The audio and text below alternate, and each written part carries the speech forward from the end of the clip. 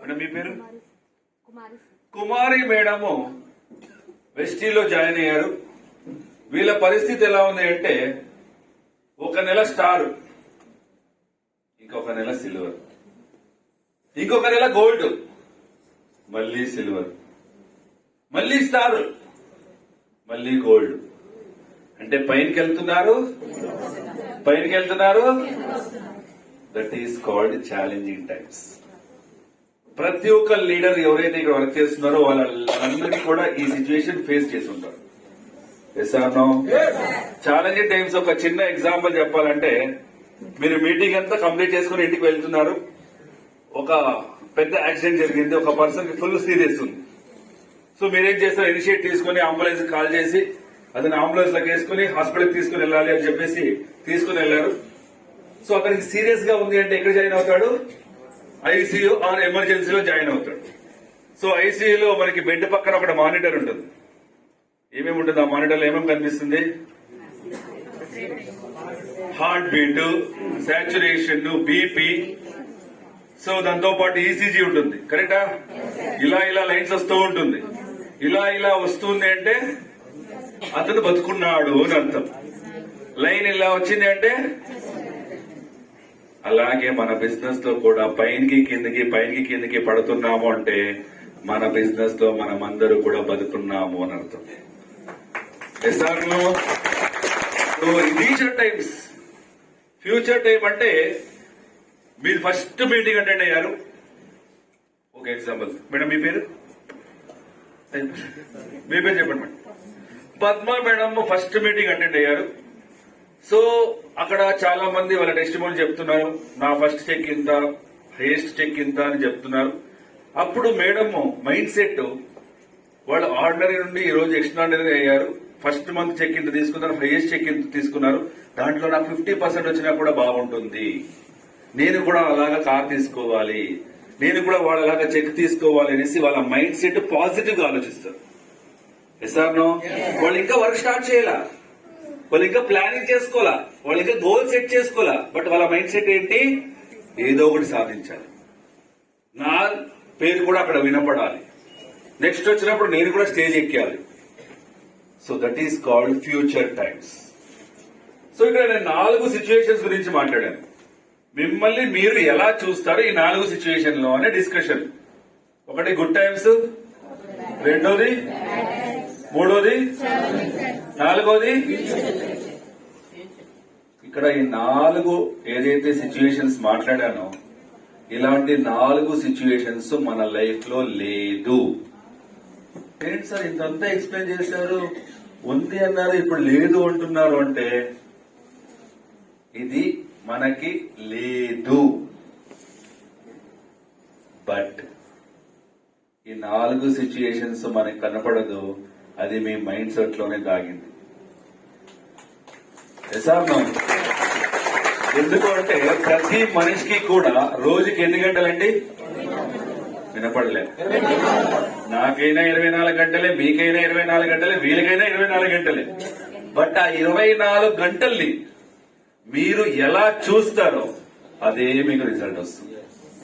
ఆ 24 గంటలు మంచిగా చూశారనుకోండి, మంచి రిజల్ట్ వస్తుంది.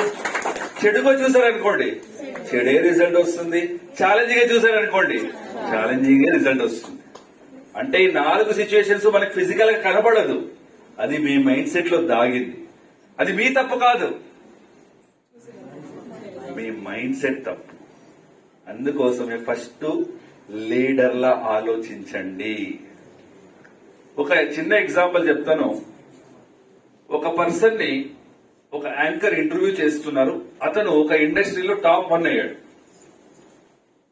సో అతన్ని ఈ యాంకర్ అడుగుతున్నాడు, మీరు ఆ ఇండస్ట్రీలో టాప్ 1 అయ్యారు కదా, ఏం చేశారు, ఎలా చేశారు అని అడిగారు. అప్పుడు అతను ఒక వర్డ్ చెప్తాడు, చాలా ఇంపార్టెంట్. నేను ఎప్పుడూ కూడా ఈ ఇండస్ట్రీలో నంబర్ 1 అవ్వాలి అని అనుకోలేదు. బట్ నంబర్ 1 అయినప్పుడు నా మైండ్ సెట్ ఎలా ఉంటుందో దాన్ని డే 1 నుంచి ఆలోచించాను కాబట్టి ఈ రోజు ఆ ఇండస్ట్రీలో నంబర్ 1 అయ్యాను అని చెప్పి. నేను గ్రౌండ్ డైరెక్టర్ అయిన తర్వాత ఎలా ఆలోచిస్తాను అని ముందే ఎలా ఆలోచిస్తాననేసి మన మైండ్ సెట్ క్రియేట్ చేయకూడదు. గ్రౌండ్ డైరెక్టర్ అయినప్పుడు మన మైండ్ సెట్ మనం ఎలా వర్క్ చేస్తామో అది డే 1 నుంచి వర్క్ చేసి క్రౌన్ అవుతాం. Yes or no? అంటే మీ మైండ్ సెట్ ని ఫస్ట్ చేంజ్ చేసుకోండి అనేది నా రిక్వెస్ట్. మల్లినాథ్ గారు మోటివేషన్ చేశారు, ఇప్పుడు నేను కూడా ఎడ్యుకేషన్ తో పాటు మోటివేషన్ చేస్తున్నా. బట్ లాస్ట్ లో డిసిషన్ ఎవరు తీసుకోవాలి? నువ్వు చెప్పండి. నేను 100 స్టోరీలు చెప్పని, 100 ఇన్స్పిరేషన్ చెప్పని, 100 ఎడ్యుకేషన్ ఇవ్వని, బట్ లాస్ట్ కి ఎవరు డిసైడ్ అవ్వాలి? నేను డిసైడ్ అవ్వాలి. మీరు డిసైడ్ చేస్తేనే మీకు ఏమనుకున్నారో డ్రీమ్స్ ఫుల్ఫిల్ అవుతుంది. Yes or no? సో ఇక్కడ బిజినెస్ చేయాలి అంటే you don't need to be intelligent, smart, certain height or weight or any kind of advantage. So అప్పుడే చెప్పారు మల్లినాథ్ గారు, వెస్టీలో జాయిన్ అయ్యి వర్క్ చేయాలి అంటే మనకి ఇక్కడ ఎడ్యుకేషన్ ఇంపార్టెంట్ కాదు. ఎవరు కూడా మిమ్మల్ని మీరు డిగ్రీ చేశారా, ఇంటర్మీడియట్ చేశారా, 10వ క్లాస్ చదివారా అడగరు. మీ క్యాస్ట్ ఏంటి అడగరు. మీ రిలీజన్ ఏంటి అడగరు. మీరు హైట్ ఏజ్ ఎంత, హైట్ ఉన్నారా, వెయిట్ ఉన్నారా, కలర్ ఉన్నారా, ఎవరు అడగరు. మిమ్మల్ని అడిగేది రెండు. ఒకటి మీ సమయం, టైం. 2 మీ కమిట్మెంట్, మీ ఇంట్రెస్ట్. ఈ రెండింటిని ఇన్వెస్ట్ చేయడానికి ఎవరైతే రెడీగా ఉన్నారో వాళ్ళందరూ కూడా ఇక్కడ సక్సెస్ అవుతారు. Yes or no? నేను చేయగలను లేదు, నాకు మాట్లాడడం రాదు, నాకు మా పక్కింట్లో ఎవరున్నారో అని కూడా తెలియదు. ఇలా కొంతమంది ఆలోచిస్తారు. ఫస్ట్ ఆ మైండ్ సెట్ చేంజ్ చేసుకోండి. అందరికీ అన్నీ తెలుసు, బట్ ఫస్ట్ రోజునే ఎక్స్పర్ట్ అవ్వలేదు. ప్రతి ఒక్క దానికి కూడా ఒక టైం లైన్ అనేది ఉంటుంది. నేను ఒక డిగ్రీ కంప్లీట్ చేయాలంటే 3 సంవత్సరాలు చదవాలి. ఒక పీజీ చేయాలంటే 2 years చదవాలి. లేదు సార్ నేను చాలా ఇంటెలిజెంట్, 1 year డిగ్రీ చేస్తాను, నాకు సర్టిఫికేట్ ఇచ్చేయండి అంటే ఇచ్చేస్తారా? No.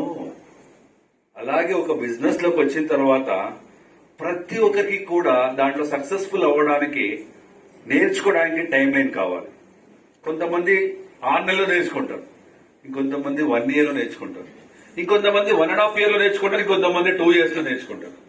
So that is depend upon there capacity, that is depend upon there ఆలోచన, మైండ్ సెట్.